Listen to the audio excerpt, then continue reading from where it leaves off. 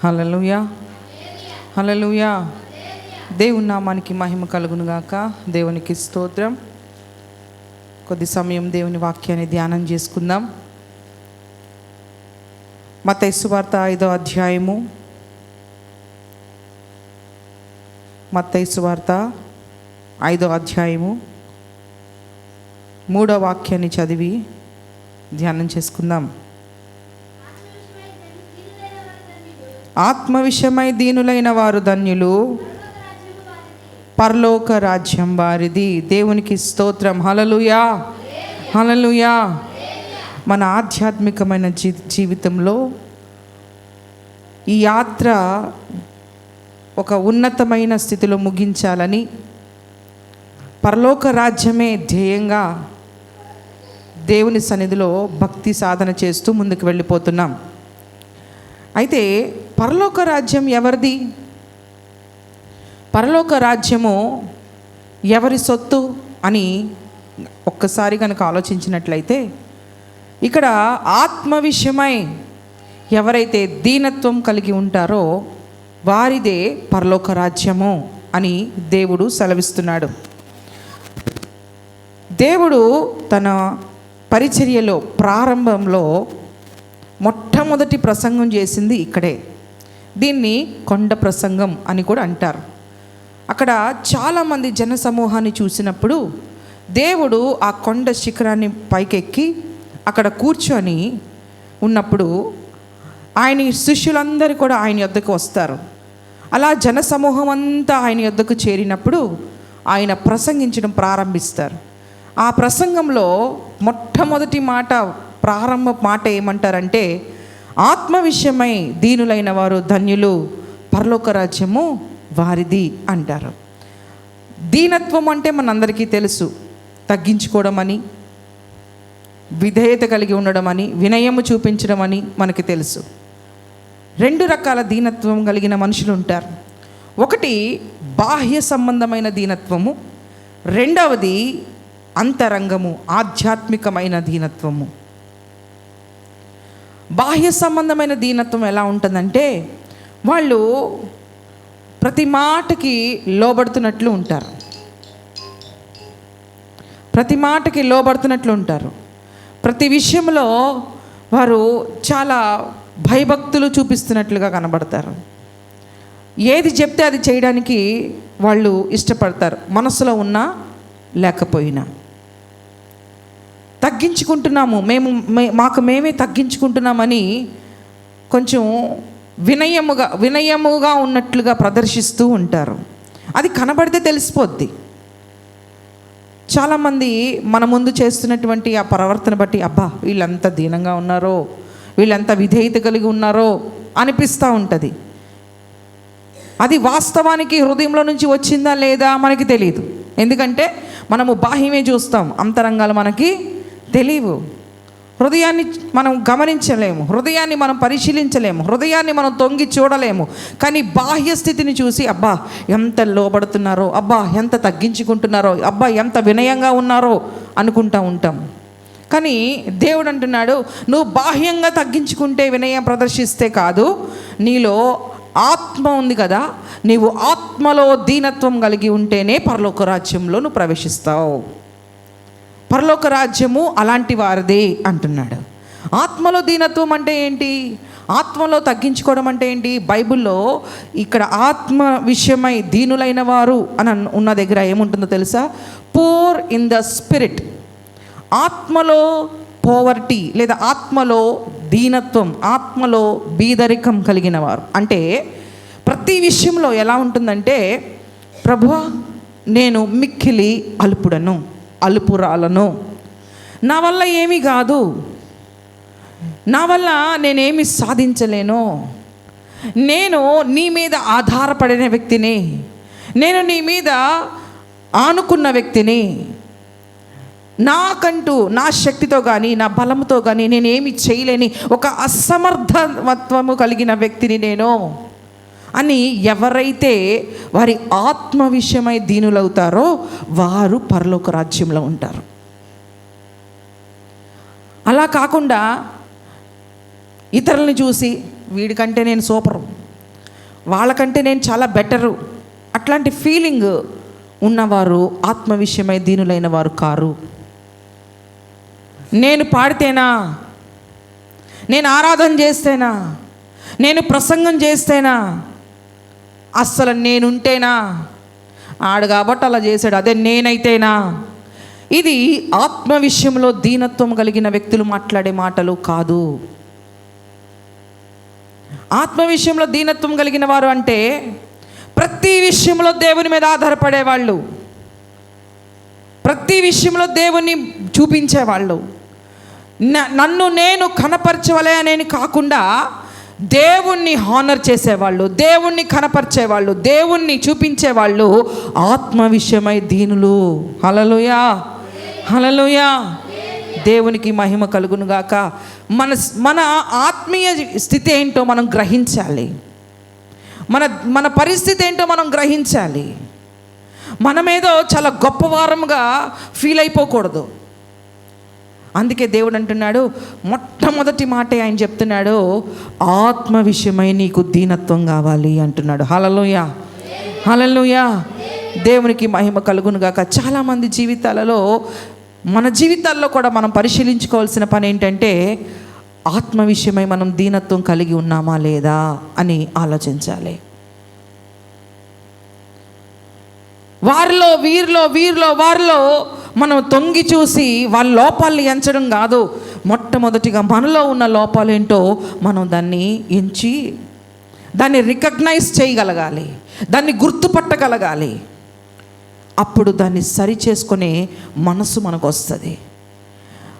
మనలో ఉన్న లోపాలు మనం గుర్తుపట్టకపోతే, రికగ్నైజ్ చేయకపోతే ఎప్పటికీ సరి చేసుకోలేం. మనం ఎప్పటికీ ఎలా ఉంటామో తెలుసా? అందరికన్నా నేనే ది బెస్ట్ అనుకుంటా ఉంటాము. అందరికంటే నేనే చాలా సూపర్ అని అనుకుంటా ఉంటాము. ఏం సూపర్ అండి? ఆయన ఆత్మ సహాయము లేనిదే, ఆయన కృప లేనిదే మనం ఏది చేసినా అది ఫలభరితంగా ఉండదు. ఎక్కడ సూపర్ అయ్యాం మనం? ఏది చేసినా దేవుని మహిమార్థమై చేయాలా, ప్రతిదీ దేవుని సహాయంతో చేయాలా. మనము దేవుని సన్నిధిలో అడగాలేంటో తెలుసా? ప్రభువా, నువ్వు లేకుండా నేనేమీ చేయలేనని నాకు తెలుసు. నేను చాలా బీదవాడిని. ఆధ్యాత్మికమైన విలువలు, ఆధ్యాత్మికమైనటువంటి ఔన్నత్యము, ఆధ్యాత్మికమైన స్థితిలో, జీవితంలో చాలా ఉన్నతమైన స్థితి నాకు లేదు. నాకు దీనత్వం నేర్పించి ప్రభు అని ప్రార్థన చేసుకోవాలి. అప్పుడే పరలోక రాజ్యంలో మనము ప్రవేశిస్తాం. అందుకే దేవుడు అంటున్నాడు, నీవు ఆత్మలో దీనత్వం కలిగి ఉండు, బాహ్యములో కాదు. నీ వస్త్రాలు ఒకవేళ నీకు ఉండి నువ్వు వస్త్రాలు చాలా మామూలుగా సింపుల్ సిటీగా వేసుకుంటే అది నువ్వు దీనత్వం కనపరిచినట్లు కాదు. ఇప్పుడు ధనవంతుడు లాజరు ఉన్నారు. లాజరు అసలు మామూలుగా భౌతికంగానూ బీదవాడే, అలా అని దేవునికి ఏమీ అయిష్టంగా బ్రతికినవాడు కాదు, దేవుని దృష్టికి ఇష్టంగా బ్రతికినవాడు. మరి ఈ ధనవంతుడు లోక సంబంధముగా చాలా ఐశ్వర్యవంతుడు. చాలాసార్లు ఏమనుకుంటాం తెలుసా? మరి అతను ఆత్మలో కూడా ఏమీ లేనోడు కదా అనుకుంటూ ఉంటాం. కానీ దేవుని వాక్యం ఏం సెలవిస్తుందో తెలుసా? ఎక్కడైతే సిరి ఉంటుందో, ఎక్కడైతే డబ్బు ఉంటుందో అక్కడే మనిషి హృదయం ఉంటుందంట. అతని హృదయంలో దీనత్వం లేదు, అతని ఆత్మలో దీనత్వం లేదు, అతని మనస్సులో దీనత్వం లేదు. అతను ఏమనుకుంటున్నాడో తెలుసా? నాకేంటి, దేవుడి మీద ఆధారపడవలసిన అవసరము నాకు లేదు, దేవుని మీద నేను డిపెండ్ అవ్వాల్సిన అవసరం నాకు లేదు. నాకు డబ్బు ఉంది, నాకు ఆస్తి ఉంది, నా ప్రాణమా నువ్వు తిను, నువ్వు తాగు, నువ్వు సుఖించు అని తన ప్రాణాన్ని ధనాన్ని బట్టి, తనకున్న సంపదను బట్టి తన హృదయంలో దేవుని కంటే, తన ఆత్మలో దేవుని కంటే ఎక్కువగా తనకున్నటువంటి సోర్స్ని మనసులో పెట్టుకొని దాన్ని బట్టి అతిశయిస్తూ చాలా మంచి లైఫ్ లీడ్ చేస్తున్నానని భ్రమలో బ్రతికేశాడు. చనిపోయేంత వరకు తెలియలేదు, నరకములో కాలేంత వరకు తెలియలేదు ఆ ధనవంతుడి పరిస్థితి ఏంటో.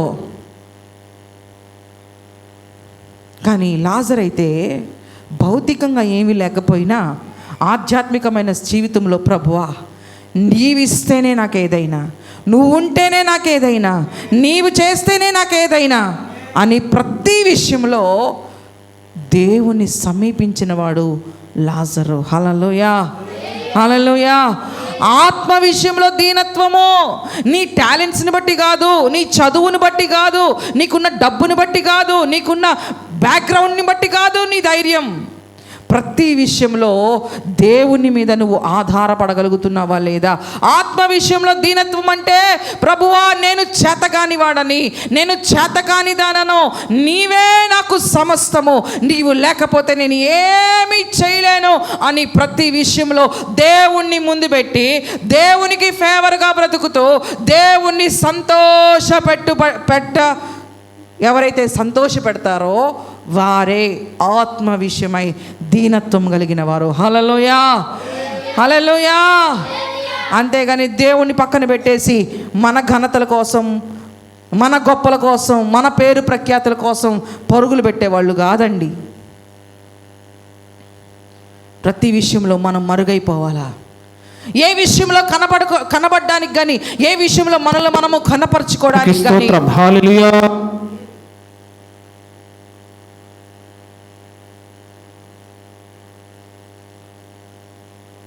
Praise the Lord. ప్రతి విషయంలో దేవుణ్ణి కనపరిచే వరంగా ఉండాలి.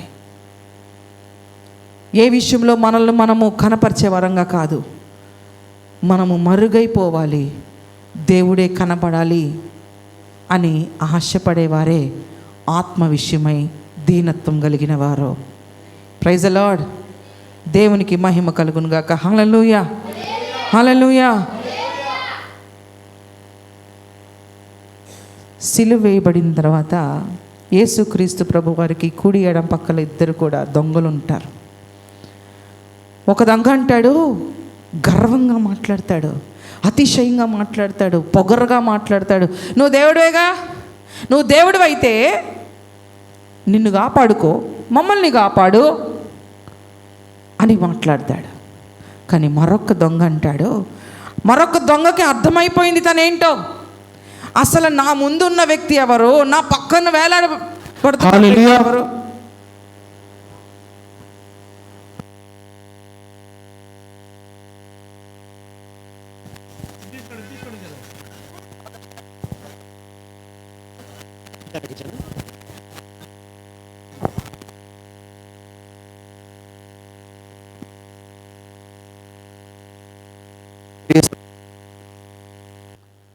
ప్రైజ్ ది లార్డ్, హల్లెలూయా.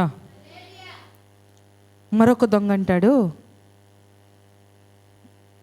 అసలు ఇంత ఓపిక, ఇంత సహనం, ఇంత తట్టుకోవడం అనేది ఒక మనిషి వల్ల అయితే సాధ్యమైంది కాదు, నిజంగానే ఈయన దేవుని కుమారుడు అని గ్రహించి, మిక్కిలి అల్పుడను నేను, మిక్కిలి అభాగ్యుడను నేను, నా వల్ల కానివి నీ వల్ల జరిగేవి చాలా ఉన్నాయి అని గ్రహించి అంటాడు, అయ్యా నీవు నీ రాజ్యంతో కూడా వెళ్ళినప్పుడు నన్ను కూడా జ్ఞాపకం చేసుకో అని అంటాడు. హల్లెలూయా, హల్లెలూయా. ఆత్మలో దీనత్వం, తనేంటో తాను గ్రహించుకున్నాడు, తనేంటో తను గుర్తుపట్టాడు, దేవుని మీద ఆధారపడుతున్నాడు. ఆత్మ విషయమై దీనత్వం కలిగిన వారు అంటే ఏదో కనపరిచేటట్లుగా, ఏదో మనం చాలా సింపుల్సిటీగా బ్రతుకుతూ ఏదో అన్ని విషయాల్లో ఏదో అట్లా మనుషులకి కనబడేటట్లుగా ఉండడం, అది ఆత్మలో తగ్గించుకోవడం కాదు. ఆత్మలో తగ్గించుకోవడం అంటే ప్రతి విషయంలో దేవుని మీద ఆధారపడమే ఆత్మలో దీనత్వం కలిగి ఉండడం అంటే. నేను సున్నా, నా వల్ల ఏమీ కాదు, నన్ను నడిపిస్తున్నవాడు నా విమోచకుడు సజీవుడు, ఆయన ద్వారానే ఈ కార్యాలన్నీ జరుగుతున్నాయి కనుక నా వల్ల ఏమీ కాదు అని ప్రతి విషయంలో దేవుని మీద ఆధారపడుతూ దేవుణ్ణి ముందు పెట్టుకొని వెళ్ళిపోతున్న వాళ్ళే, దేవునికి లోబడి జీవిస్తున్న వాళ్ళే, దేవుని మాటకు విధేయత చూపిస్తున్న వారిదే పరలోక రాజ్యం. హల్లెలూయా, హల్లెలూయా. యెషయా ప్రవక్త చాలా గొప్ప ప్రవక్త, ప్రవక్తల్లోనే పెద్ద ప్రవక్త. ముందు వరకు ఏమనుకున్నాడో తెలుసా? నేను చాలా పరిశుద్ధున్నే, నేనేం తప్పులు చేయట్లా, నేను వాళ్ళకిలాగా వీళ్ళకిలాగా ఎవరికిలాగా లేను, నేను చాలా పరిశుద్ధుణ్ణి, నేను చాలా విధేయుణ్ణి, నేను ప్రవక్తని అని అనుకుంటున్నాడు. ఒకానొక దినమున యెషయా గ్రంథం 6వ అధ్యాయంలో మనం చదువుతాం. ఒకానొక దినమున దేవుని యొక్క దర్శనం కలిగింది యెషయాకు. దర్శనం కలగగానే దేవుని సింహాసనమును ఎప్పుడైతే చూశాడో, దేవుని పరిశుద్ధతను ఎప్పుడైతే తన ఆత్మలో గ్రహించగలిగాడో, అప్పుడు కేకలు వేయడం ప్రారంభిస్తున్నాడు. ఏమనో తెలుసా? అయ్యో, నేను అపవిత్రమైన పెదవుల గలవాడను, అపవిత్రమైన పెదవుల గలవాడను నేను. ఎందుకు? అపవిత్రమైన పెదవుల గలవారి మధ్యలో నేను సంచరిస్తున్నాను, నివసిస్తున్నాను గనక నేను అపవిత్రమైన పెదవులు గలవారిగా ఉన్నాను అని తనను తాను రికగ్నైజ్ చేసుకుంటున్నాడు. తనను తాను రికగ్నైజ్ చేసుకుంటున్నాడు.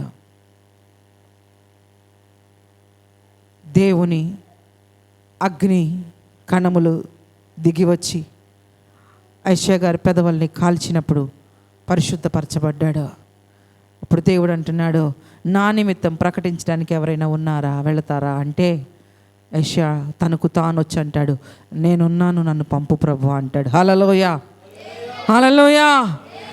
ఆత్మ విషయమై ఎవరైతే దీనత్వం కలిగి ఉంటారో దేవుడు వారిని ముందుకు నడిపిస్తూ ఉంటాడు. ఆత్మ విషయమై ఎవరైతే దీనత్వం కలిగి ఉంటారో దేవుని యొక్క బాధ్యతలు, ఆయన రాజ్యం యొక్క బాధ్యతలు అప్పగిస్తూ ఉంటాడు. Praise the Lord. దేవునికి మహిమ కలుగునుగాక. అందుకే అంటున్నాడు, ఆత్మ విషయమై దీనత్వం మనకు కావాలి.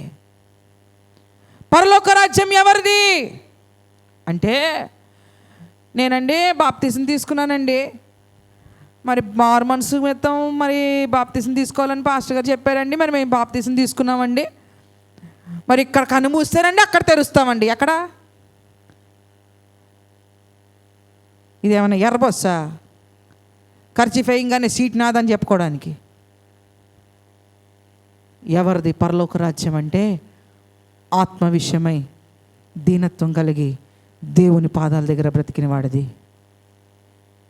Praise the lord.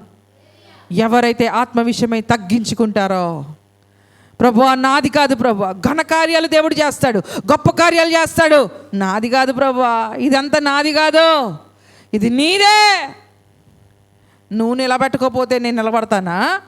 నువ్వు జరిగించుకోకపోతే నేను చేస్తానా? నువ్వు వాడుకోకపోతే నేను వాడబడతానా? నా ఖ్యాతి, నా గొప్ప ఏమీ లేదు ఇందులో. ఇది నీ కృపయ్యా, ఇది నీ ఘనతయ్యా, ఇది నీ మంచితనమేనయ్యా అని ఎవరైతే దేవుని మీద ఆధారపడతారో వాళ్ళే పరలోక రాజ్యంలో ప్రవేశిస్తారు. దేవునికి మహిమ కలుగునుగాక. హల్లెలూయా. ఒకే ఒక మాట దేవుడు మనతో మాట్లాడుతున్నాడు ఈరోజు. నేనేం పెద్ద ప్రసంగికురాలనేం కాదు పెద్ద పెద్ద ప్రసంగాలు చేయడానికి. ఒక్క మాటే, పరలోక రాజ్యం ఎవరిది అంటే, ఆత్మ విషయంలో నువ్వు దీనత్వం కలిగి ఉంటే నీదే ఆ పరలోక రాజ్యం. హల్లెలూయా. ఆత్మ విషయంలో దీనత్వం కాకుండా కేవలం బాహ్యంలోనే దీనత్వం ఉండి, పాస్టర్ గారి ముందు దీనత్వంగా ఉండి, అమ్మ నాన్న ముందు దీనత్వంగా ఉండి, అధికారుల ముందు దీనత్వంగా ఉంటే కాదు. కొంతమంది చూడండి, బయటికి మాత్రం ఎంత దీనులుగా కనబడతారో, కానీ లోనంతా పొగరు, లోనంతా గర్వమే. వినరు మాట, విన్నట్టుగా ఉంటారు, వినరు. పిల్లలు చూస్తారు కదా మీరు, తల్లిదండ్రులు ఒక మాట చెప్తారు, ఇలా చెయ్యకురా, ఇలా చెయ్యొద్దమ్మా అని. అమ్మ ముందు నాన్న ముందు అలాగే అమ్మ అలాగే నాన్న అంటారు. కానీ బయటికి వెళ్తే వాళ్ళకి నచ్చిందే చేసుకుంటారు, వాళ్ళకి ఇష్టమైందే చేసుకుంటారు. తల్లిదండ్రుల ముందు నా పిల్లలంత మంచోళ్ళు ఎవరూ లేరు అన్నట్టుగా ప్రదర్శిస్తారు. కానీ తల్లిదండ్రులు లేకపోతే అప్పుడు వాళ్ళ నిజస్వరూపం మీద బయటపడుతుంది. అలా మనం ఉండకూడదండి. బాహ్యంగా చూపించుకునే దీనత్వం కాదు దీనత్వం అంటే.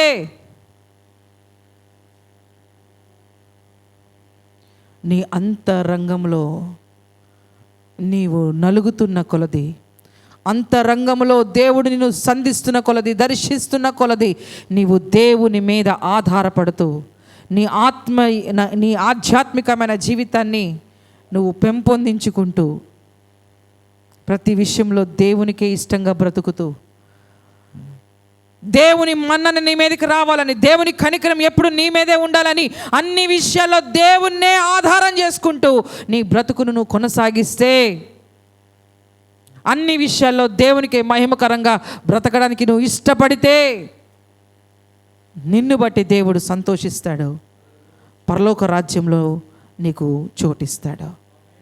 దేవునికి మహిమ కలుగునుగాక. హల్లెలూయా. ఈ యాత్ర అంతవరకు కొనసాగించాలి.